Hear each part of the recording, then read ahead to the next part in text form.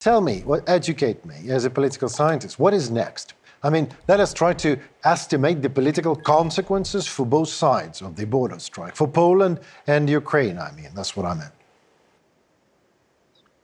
First of all, we should wait for creating a new government in Poland, because Donald Tusk is well known also in Poland and in EU as very pro-European politician. And we understand that in general, he will be this consensus creator at this situation, because he understands that he should be totally pro-European. This is his own political platform, his own political ties with EU institutions. And also he should create a way to speak with Polish people who can be really angry on this situation with Ukraine, on situation with Ukrainian agricultural foods on the Polish markets and so on.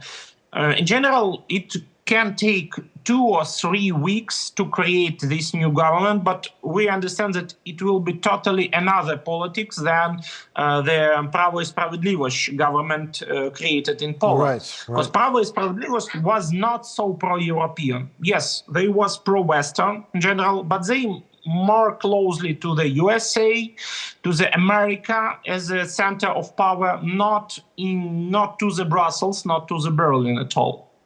So, in general, this kind of, let's call it, sort of a slow reaction of Ukrainian authorities to all this, or at least not much of that reaction that helped the situation, could be actually a wise move to wait until Donald Tusk is really gaining the power and then deciding this question. Do you think this is the case? We should not take any. We shouldn't create any situations that can make more risks for Ukraine. We should wait for some time and understand what will be the policy of the next Polish government to make this conflict smaller than it is now. Well, I mean, yeah, it is easy for us to say that we should wait. We should sit in these comfortable conditions and just talk about that. But people die on the border. Yaroslav, people are dying on the border. I mean, and this is for and the country at war is not receiving as much as it should. It's Ukrainian grain, and Ukrainian people are dying even on the border. So I think that while the world is not really caring for all that, some politicians might resolve this matter even faster. But this is just me, you know, who cares about me? So let me ask another question. Polish politician and leader of the opposition party's civil coalition, Mr. Donald Tusk, accused Mateusz Morawiecki's government of inaction regarding the situation with, you know, blocking the border, strikes and everything with Ukraine. So what should we all expect to this issue after Tusk's government comes to power exactly? Tell me, what should we as a world and Ukraine expect when Tusk is at full power, at full speed?